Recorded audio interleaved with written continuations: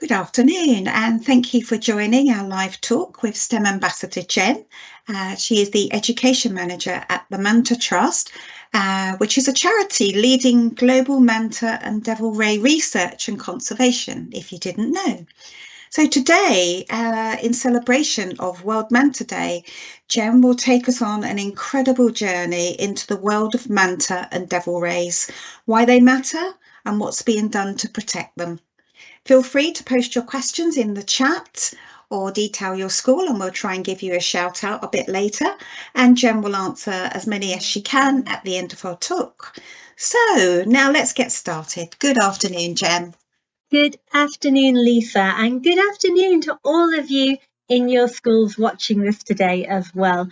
I am so delighted to be able to come to you today and share the most amazing animal with you. As Lisa mentioned, my name's Jen, and I'm here today because today is a very, very special day. Today, Wednesday, 17th of September, it is World Manta Day. World Manta Day is a day that every year we come together all across the globe to celebrate the magnificent manta ray. And I'm so happy that you are here celebrating with me today. Now, every year for World Manta Day, we have a particular theme. And our theme this year is called the power of protection. Because manta rays, as amazing as they are, they do need our help. They need our help in protection. And that's what we're going to be talking about today. We're going to be talking all about manta and devil rays, why they're important, why they're so incredible, and what is being done to try to save the mantas. So I think let's get going. We're going to start just by looking at them. Here is what we're talking about today, the beautiful manta ray and their very close relative, the devil ray, a bit like a mini manta. We've got 10 different kinds of manta and devil ray living out in the ocean, and here they all are on our screen. Our top row, the top three that you can see up there, the kind of black and white looking ones at the top, they are all manta rays. And then the bottom row and the middle row, these are our devil rays, our mini mantas. They share many things in common. You can see they do all look very similar, but we've got differences in the size, differences in the colours, difference in the patterns, and of course where they're found around the world. So now we've had a good look at the manta and devil rays, let's just do a little check to see if you can recognise one. On the screen I have 4 different rays, pictures of 4 different types of ray.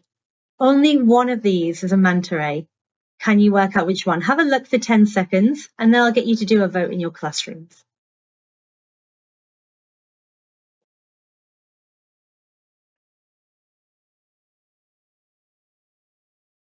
Okay, starting to make up your mind, ready for our vote? Okay, let's see what we think. So in your classrooms, I'm going to tell you a number. We've got 1 up on the top left here, then 2, this spotty one up at the top, 3, the spotty one at the bottom, and 4 with its mouth wide open. When I call the number, just put up your hand if you think that is the manta ray. Okay, starting with number 1. Does anyone think number 1 is the manta ray? Okay. How about number 2? Hands up if you think number 2 is the manta ray. Okay, what about this spotty one on the bottom? Number 3, is that our manta ray? Or lastly, we've got number 4 with the big mouth open wide. Is that the manta ray? Okay, I'm hoping we had lots of hands there for number 4. Number 4 is the manta ray. Well done if you did get that one correct. So what we can see here is around the world in our oceans, there are many, many different kinds of ray. I'm sure you've heard of things like stingrays. Only here, number 4 on this picture is the manta ray. Let's play a game to find out a little bit more about them. We're going to play a game of true or false. Okay. For each one of these, I'm going to give you a piece of information. I'm going to give you a little bit of time to decide whether you think that information is true or false. And then again, in your classrooms or your assembly halls, I'll ask you to put up your hand to vote. Are we ready to go? First piece of information. A manta ray is a type of fish. Have a good look at that picture of your manta ray there. Are they a fish? True or false? Take 10 seconds to decide, and then I'll get you to put up your hands to vote.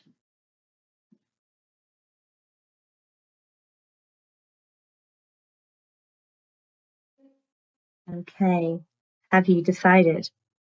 In your classrooms, if you think this animal here is a fish, go ahead and raise your hand if you're voting true.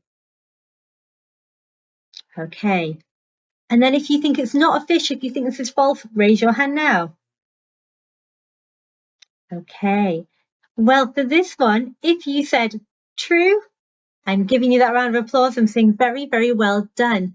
Because a manta ray is a fish. Doesn't look like a very traditional type of fish that you might imagine. It does look quite unusual, but they are a fish. Now, manta rays and devil rays are actually very, very closely related to sharks. Sharks are also fish. And I tend to think of them a bit like a shark which has been squished flat. You know, take your big shark, squish it, you get a ray. Something like our manta ray. And what's quite unusual about sharks and rays is that instead of having a skeleton made out of bone, like we do, their skeleton is made out of something called cartilage. Now, if you were to put your finger on your nose, give it a good old wiggle round, or you were to put your fingers on your ear and again give it a wiggle, it feels quite bendy, quite flexible, and that is because those parts of your body are made out of cartilage. So imagine if you're a manta ray, you have a whole skeleton made out of cartilage. Now that's pretty good if you're a manta ray. It means you're very lightweight in the water column. It means you're more buoyant. You can stay afloat in the water much more easily. So they are fish, these special kinds of fish related to sharks with skeletons made out of cartilage. Okay, let's try our second true or false question. True or false, manta rays are the biggest fish in the ocean. Again, take yourself 10 seconds to make up your mind, and then we'll do our vote.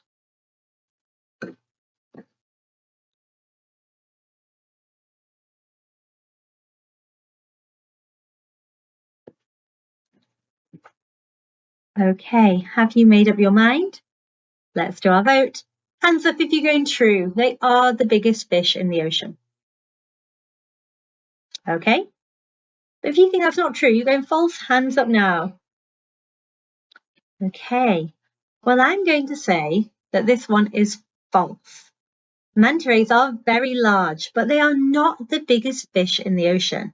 And I bet some of you sitting there today can think in your heads and you can imagine what the biggest fish in the ocean is called. I'm going to show you. The biggest fish in the ocean is, of course, the magnificent whale shark. Well done if you already knew that. Here we have our whale shark swimming in the ocean, and you can see just how big it is because look, just above the whale shark, we have an adult person scuba diving. And that adult person looks so teeny tiny in comparison to the big mighty whale shark. Now, the manta ray is not as big as a whale shark, but it is really large. Let's just have a look at how big they get. So here is our beautiful manta ray. This type, or this species of manta ray, is called an oceanic manta ray. It's the biggest type of manta ray, or the biggest type of ray in the whole world. It gets to be about 7 meters wide from one wing, we would call this, or pectoral fin, to the other side, to the other wing or pectoral fin. It's pretty hard to imagine just how big that is, but you can see here with that scuba diver in the water holding the big camera, you can get an idea of just how big these animals are. Maybe after our talk today, you might like to measure it out. You could take 7 giant steps across the classroom, and that would help you measure just how big they get. Now, whilst we're looking at the picture of this big manta ray, imagine you are that person in the water. You are the marine biologist. You are this person with a big camera. Think about how that might feel. Would you be excited?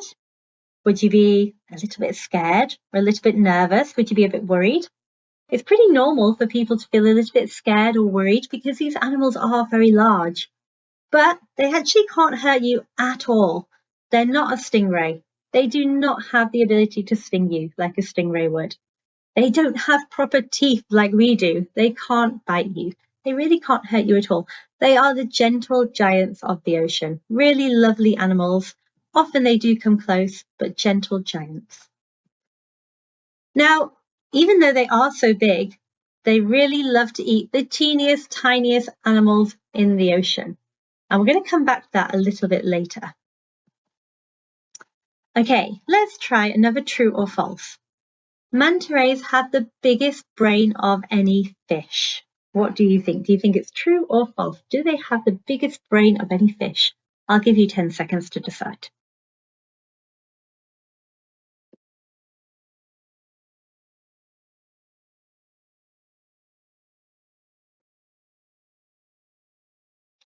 Okay, maybe we're starting to make up our mind.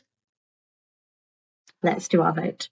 Do they have the biggest brain of any fish? Okay, if you're going true, you think they do have the biggest brain of any fish, go ahead and raise your hand. Okay. If you think that's false, there's probably fish with bigger brains, go ahead and raise your hand. Okay, shall we see what the answer is?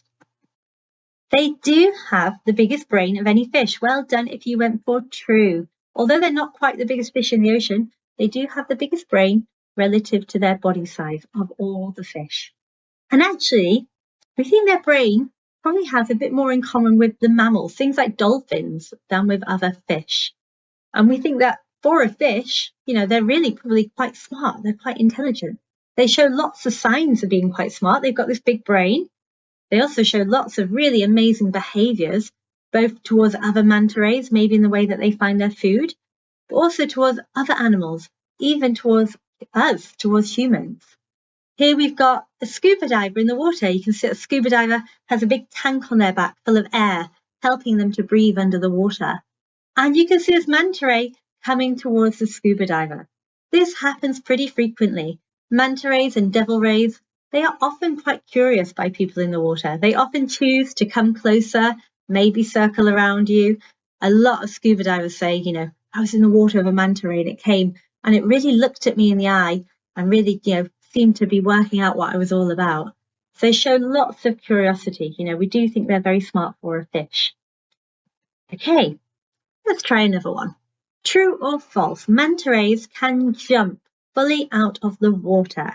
Do you think they can jump out of the water? True or false? Take 10 seconds.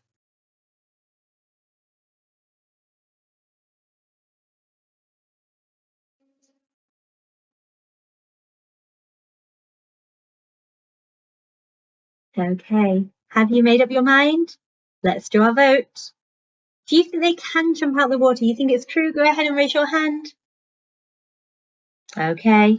And anyone say, no, absolutely not. Far too big, far too heavy. They cannot jump out of the water. Okay, well, for your answer this time, I'm going to show you a short video clip. Let's watch together.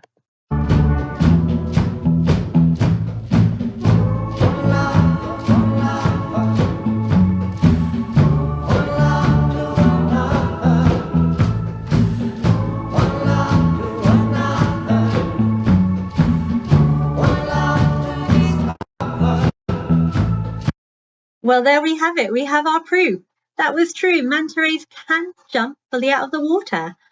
Lots of marine animals can do this. We call this particular behavior breaching, when they jump out of the water in this way. And one of the things I find most amazing about working with manta rays in particular, but in the ocean in general, is that there is so much that we do not yet know about manta rays and the other animals that live in the ocean. And in fact, exactly why they jump out of the water is one thing that we do not know for sure. We've got lots and lots of guesses. Maybe you've got ideas in your head too. Probably our best guess, we think, is to maybe try and get these kind of almost like annoying bugs that we would call parasites off their body. These kind of parasites stick onto their skin, and as they kind of breach down onto the water, we think that impact, that kind of splash onto the water, might get these kind of parasites, these annoying bugs, off of their body. So, that's one guess, but we don't know that for certain. Okay, our last true or false question. Manta rays have to swim all the time, every single minute of the day and night, to stay alive. Do you think that's true, or do you think it's false? Do they have to swim all the time to stay alive? Hands up for, let me give you 5 seconds. Have a think.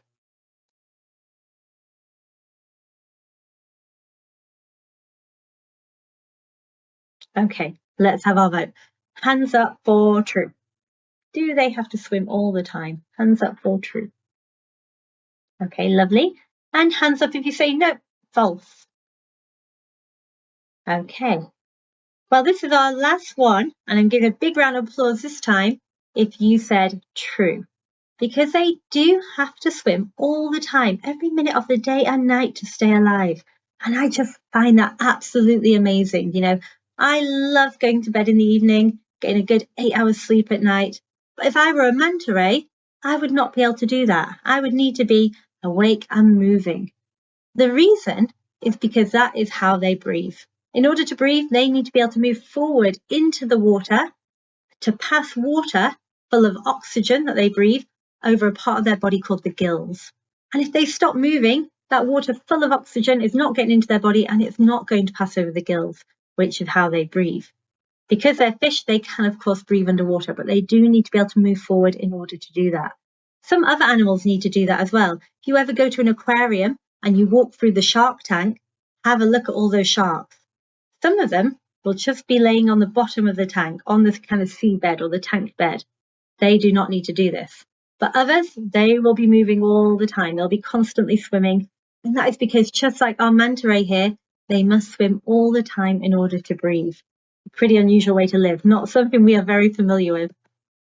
Okay, now we know a little bit more about them. I thought you might like to see them in action, you know, how they act and how they behave in the water. So just a short video clip. Let's just see a little bit more about them.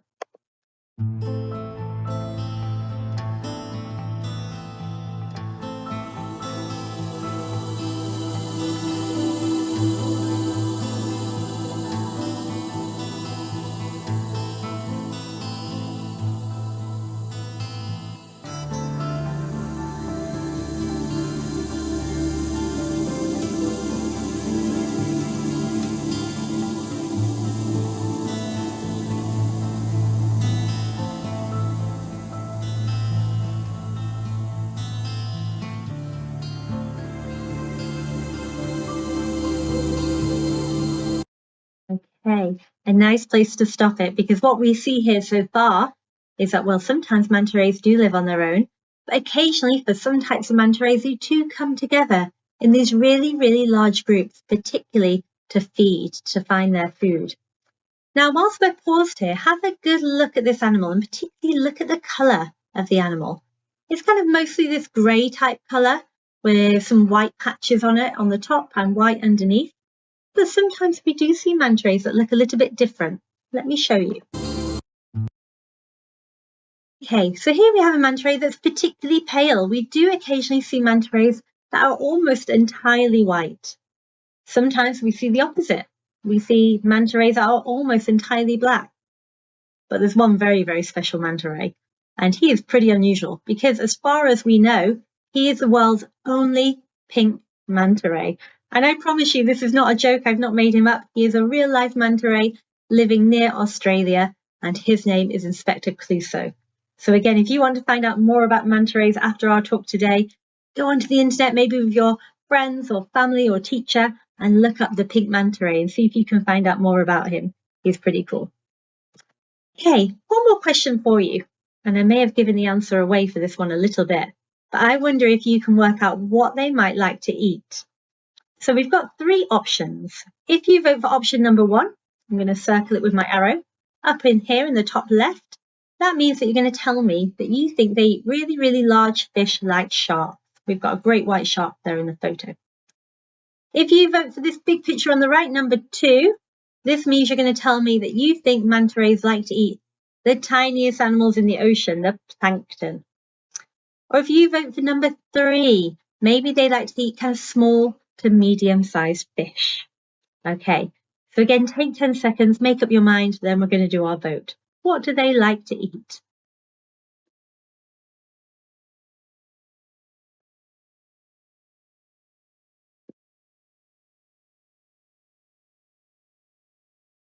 Okay, have you made up your mind? In your classrooms, we'll do another show of hands. If you think they like to eat number 1, really, really big fish like sharks, go ahead and raise your hand. Show your teacher. Okay. If you think the answer is number 2, they like to eat the tiniest animals in the ocean, like the plankton here, go ahead and vote.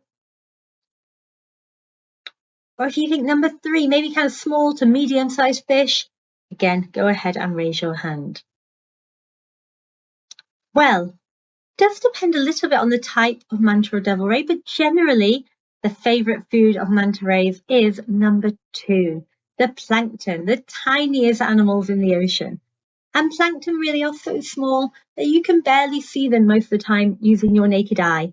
Most of the time we would need to use a microscope in order to be able to see them clearly. So number 2, that picture there, that is the plankton through a very powerful microscope. And here we have it just using our naked eye. We've got a jar full of seawater, and every teeny tiny speck you can see there is a plankton. Probably thousands of animals in this one jar, thousands of plankton. Pretty amazing. Now, of course, manta rays are incredibly large, so they're going to need to eat a lot of plankton. How do they do that? Well, just like we see here. Here is our beautiful manta ray swimming through the ocean. I know it is feeding, it is looking for dinner, because that big mouth is open wide, and it's got these special fins in the front of its head. They're out in front of the mouth. They can also curl back. They're out in front of the mouth, and they are acting just like a funnel. They are funneling litres and litres of water full of plankton into those giant mouths. And if I were to be able to zoom in to the mouth of a manta ray, I might see something in there that looks a bit like this. This is a bit like a sieve you might use in your kitchen. It's allowing all the water that the manta ray takes into its mouth to come back out through the body and back out into the ocean. But all these kind of feather-like structures, they are catching hold of that tasty, teeny tiny plankton, so the manta can get lots and lots of plankton for its food. Now, these are pretty important. We're going to talk about these again a little bit later, so just have a good look at that picture. We'll come back to them later on. So manta rays are important for many, many reasons. They play lots of important jobs in the ocean. One reason they're important is all of that plankton. I'm going to go back to the picture that you see here. They are helping to keep the amount of plankton in the ocean in the right balance, to make sure we don't get too much plankton in the ocean. They're keeping it the right amount for our ocean to be healthy. The other thing they're doing is this. Now, I wonder if you can work out what's happening in this photo. You may well be able to, because our manta ray here is going to the toilet. And this is actually a really, really important thing that they do for the ocean. Manta rays travel regularly between shallow water and deep water. And not all animals do this, so it's really important when animals do. Because what it means is they're going to eat their food, maybe they're eating their food in shallow water, and then they go back down and they dive into the deep water, and then maybe they go to the bathroom. And all the kind of goodness that's left from that food, all the nutrients that's coming out in their poop, is then being released back into the water and helping to provide nutrients and food for other animals that live down at those depths. We give this an important word. We call it nutrient cycling, and they do a really, really good job of that. So they are very important animals for our waters. Now, I hope so far I've managed to convince you that manta rays are amazing. They're big, gentle giants. They're incredibly wonderful animals, and they're really important. But even though they are incredible and they are important, they do still need our help. And that's what we can see on this picture here. Here we've got 9 different species, 9 different types of manta and devil ray. And I bet you can spot that almost all of them have one big word, one big red word in common underneath their picture. I'm going to circle a few of them. We've got endangered, endangered, endangered, endangered. You can see it all over, endangered, endangered. This means this animal is in danger, essentially. It means that they really are going to need our help. We are worried about how many of them are left, how quickly that population, how quickly the amount of them is going down. So we, in our jobs, want to try to protect them. Now, there are many things which might be causing a bit of a problem for the ocean, and perhaps also a bit of a problem for the manta and devil rays. I've just given you 3 things here. We've said pollution. Imagine all different kinds of pollution. It could be oil spills, it could be noise pollution from boats, it could be plastic pollution. We've got climate change. I'm sure many of you have heard about climate change in your schools. When we think about climate change with the ocean, one of the things we're thinking about is the temperature of the ocean. The temperature is getting warmer in the ocean because of climate change. And then we've got fishing. And there are many more, but we're just going to look at these 3: pollution, climate change and fishing. Take a moment just to think in your heads, for the manta and devil rays, which one do you think is the most important thing that we need to solve for them? Which is the biggest threat for these animals? And it might be a complete guess. Just want you to have a think and maybe have a guess. Which do you think is the most important threat for these animals? We'll do our vote again in a moment.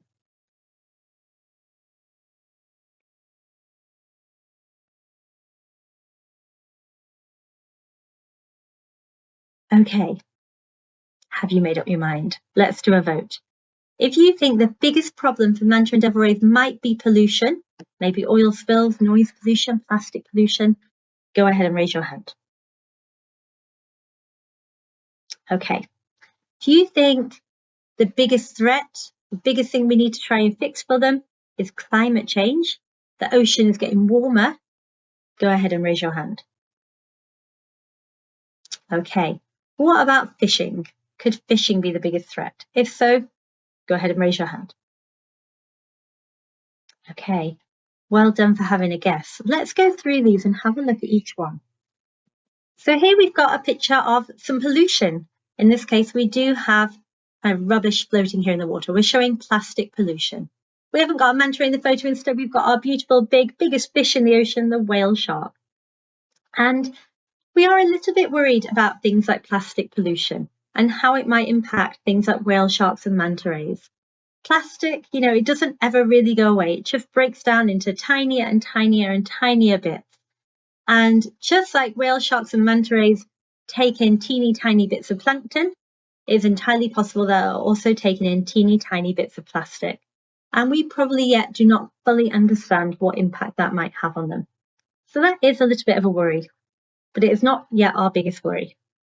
Let's think about climate change. We said that with climate change, the sea temperature of the ocean is getting warmer. If that happens, one thing we might see is something called coral bleaching. Here we have a beautiful coral reef. And normally, if you can imagine a coral reef, it's beautiful and bright. But this coral reef is not beautiful and bright. This one is white. It's what we call bleached. This happens when the sea temperature rises. Now, if the sea temperature comes back down, it's no real problem. The coral can recover. It can come back and be healthy again. But if the sea temperature stays high for a period of time, that coral may not be able to recover and may actually die. Why is that important for the manta rays? Well, for many types of manta ray, the coral reef is really where they call their home. It's one of their key habitats. It's where they maybe come to get cleaned. Little fish come and pick bits of dead skin off their body, parasites, those bugs off their body. It's a really, really important habitat for them. Maybe long term, we think this might be the biggest threat, but it's probably not the biggest threat right now today. The biggest threat right now today is fishing. And there are a few reasons why fishing is a big problem for our manta and devil rays. Problem number one, sometimes they're caught accidentally in fishing nets. Those big nets are laid out to catch fish for us like tuna, but it's pretty hard for them to catch just one type of fish in those nets. They catch all sorts of animals a lot of the time, including our manta and devil rays. And then sometimes manta rays are also caught on purpose. They are the intended catch. That is exactly what people are trying to catch. And that is because there is a part of their body which is really in demand in certain areas of the world. I'm going to show you a little picture here. On the left-hand side, we're in a shop. Have a look at all those big bags in the shop. And they're all full of something that maybe looks like something that we saw about 10 minutes ago. That is the manta ray's gill plate. Do you remember we saw it inside their mouth? And we said it's really good for capturing plankton. Well, actually, in some parts of the world, there's a big demand from humans for this part of the manta and devil ray's body. And so it's taken from the manta and devil ray, it's dried in the sun, and then it's usually transported across the world. And it's usually used in a kind of traditional health remedy, a traditional medicine. Here we have it in a soup. Here's our kind of traditional medicine with the gill plate in. Maybe you can spot it just around about kind of the middle up towards the top on the right-hand side. We also have some pipefish, those yellow, big, long fish in there too. And it's thought by people in some areas of the world that if you were to take this soup in and eat it, it would help make you better, help get rid of kind of toxins or bad things from your body. It's really important to say that we do not think that this will happen. We don't think there's any proof of it being good for you and actually helping you to be healthier. Actual fact, we think it actually might be quite unhealthy to take this into your body. But it is unfortunately the biggest threat facing them today. So really the last question is, what do we do about this? This is the biggest threat to them, this fishing, taking them from the ocean and taking this part of their body. What do we do? Now, often when I ask that question, people say, well, it shouldn't be allowed to happen. It should be illegal. Put it in the law. Make sure, police can enforce it, that it can't happen. And actually the answer there is, well, it kind of already is illegal, really. Right now, I would say manta and devil rays, they have like a medium level of protection in the law. But what we really need is for that protection to be stronger. And we've got a really good opportunity to do that this year. Later on this year, in November, we've got a chance for them to go from medium level of protection to top level of protection. And what that would mean is that it is absolutely banned for this to happen in most parts of the world. And that is what we're trying to make happen right now. So you can see in this picture here, we've got a big Save the Mantas banner. We're all wearing our Save the Mantas t-shirt. I've got it on here today. Our title of the talk today was Save the Mantas. We're trying to get as many people as possible to wear these t-shirts and send us pictures, or to maybe take pictures of things like Save the Mantas banners and send them in. And we're doing that because later this year in November, when people vote to say whether or not they think they should have more protection, we want to be able to show that there are hundreds and thousands of people all across the globe, hopefully like you watching today, that want this to happen. So get involved. If you've got time in your school, go ahead and make some artwork maybe. Maybe make a big banner, Save the Manta banner, put your handprints on it, make your artwork, send it in to us so we can show that we have your support too. We'd love your support with this. I really hope you've enjoyed finding out a bit more about manta and devil rays today and learning a little bit about what we're doing to try and protect them. And maybe some of you are sat there thinking, I'd love to do this kind of job in the future. I'd love to be a marine biologist. I'd love to work with animals or be in the water. And I'm here to say, absolutely, you can do this as a job. Anyone can become a marine biologist. It doesn't matter where you come from, where in the world you live, if you're a boy or if you're a girl, an amazing job to go and do. It doesn't have to be with manta and devil rays. Here we have some animals that you can find around the UK. These are two animals that I used to work with before I worked with manta rays. On the left-hand side, we have a beautiful shark, very closely related to a manta ray, called a basking shark, a visitor to the UK in the summer. And on the right, we have a beautiful seal, the grey seal. We have more grey seals in the UK than any other country in the world, a really amazing animal to study. So maybe one day these could be animals that you're working with too, who knows? It's been my pleasure to come along to you today, and if you do have any questions, I'd be more than happy to try and answer them. Thank you very much, Jen. That was absolutely amazing, really informative, and I'm sure that our audience enjoyed it. But now let's hear from them. We have got some great questions coming in, so let's put them to you now. The first one is, how big can a manta ray grow? Oh, great question. In fact, I'm not sure, Lisa, can everyone still see my presentation? I can certainly make it available for them. Perfect. Let's go back and we'll have a look at the picture of the biggest type of manta ray. I'm just going to zoom back for us. So there are a few different types of manta ray and even more of the devil rays. And the biggest one is this one that you can see here on the screen. So this one is called an oceanic manta ray. It's called an oceanic manta ray because it's normally out in the open ocean and quite often on their own. And these are really, really impressive to look at because these are big animals. So I'm measuring them which ways. I'm measuring them from one wing to the other wing, almost like their arm span, okay? And maximum, we would say, probably up to about 7 meters wide. Now, it's hard to imagine. You get a bit of an idea here with the diver, but really I'd encourage you after the talk, try and measure it in your classroom. Maybe the teacher, the adult, could do 7 giant strides across the classroom. And that would roughly tell you just about how big they can get. And it really is quite large. Thank you very much. That's great.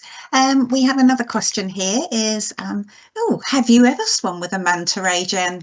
Yes, many, many times. I've been very lucky to spend lots of time in the water with manta rays.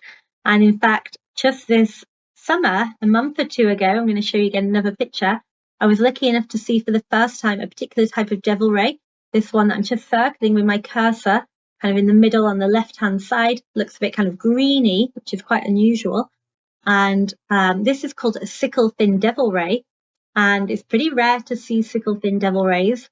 But myself and many other team members this summer have just been out to a place called the Azores, which is right in the middle of the Atlantic Ocean, kind of between Portugal and America on the other side. So right kind of in the middle of nowhere, in the middle of the ocean. And in this location, we get big groups of these devil rays coming every year in the summer, and they're often quite heavily pregnant. And it's not entirely known, what the importance of this location is for these pregnant females.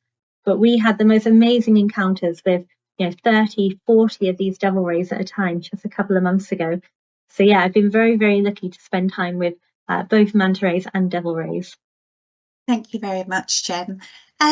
We have a question here from St Christopher's Primary in Codsall. Not sure if you can answer this one, but how many manta rays are there in the world? Yeah, great question. It's such a good question, a really important question, because we really do need to work out how many there are. There are kind of various estimates out there, various guesses, but they really are just guesses, and we don't know for certain how many are out there. To try and explain a little bit, what we're trying to do at the moment is to try and work out kind of where the main populations are, and even that is probably still a mystery. There's probably big populations out there that we do not yet know about, and how many are in those populations, or those groups, if you like. So one of the main areas we work is a country called the Maldives in the Indian Ocean, and it's one of the most important places in the world for manta rays.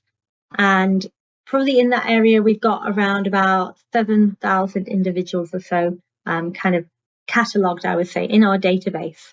And the way we do that is every time we're in the water with them, we actually take a picture of every individual we see, the underside of the animal. If you look at this picture on the top left, this manta ray here, you might just be able to see it's got 2 spots. This actually is not a very spotty manta ray.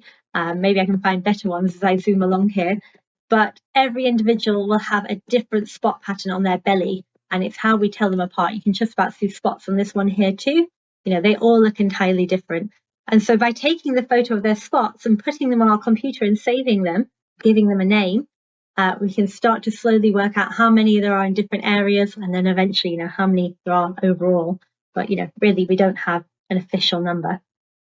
Thank you. That's good to know. Hazel Class is asking, why is the water in the sea getting hotter? Great question. So this is all to do with climate change, and this might be something you want to talk about a little bit more at school.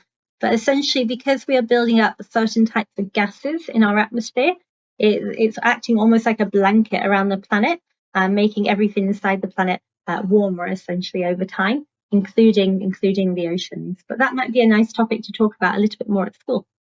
Good idea. And we have a question from Acliff Community Primary School asking, how long can manta rays live for? Oh, great question. And again, I say this a lot. We don't know for sure. I would say definitely over 40 years, maybe 50 years, maybe 60 years, somewhere probably in that region. But we haven't really been studying them for long enough to know for sure. But that would be our kind of guess, maybe 40, 50, 60 years, somewhere in that region. Okay, thank you very much. We have a question here is about you, Jen. What made you want to work with manta rays? Oh, what a great question. I didn't always want to work with manta rays. I probably did always want to work with animals. And when I was maybe the kind of age that many of you are listening, I actually was completely obsessed with dolphins. I love dolphins. I had dolphins all over my bedroom.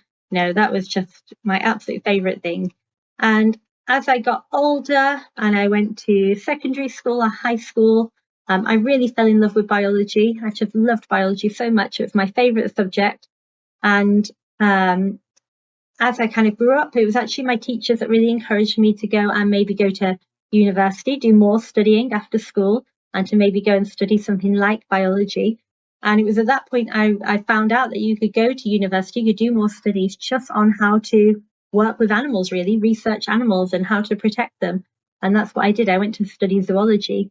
And my kind of love changed over the years. Probably at that time, I wanted to study giraffe. But whilst I was studying, they took us on a field trip, and we went to a place called Belize, a country called Belize, and they took us snorkeling. on the coral reefs and saw all these beautiful bright corals and all these beautiful bright tropical fish. I just fell in love.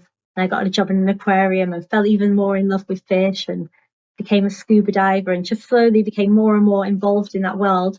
But it wasn't probably until I saw my first manta ray while I was diving with them that, it was really when I saw it, I thought, manta rays, they're my absolute favourite. They're what I really want to work to protect.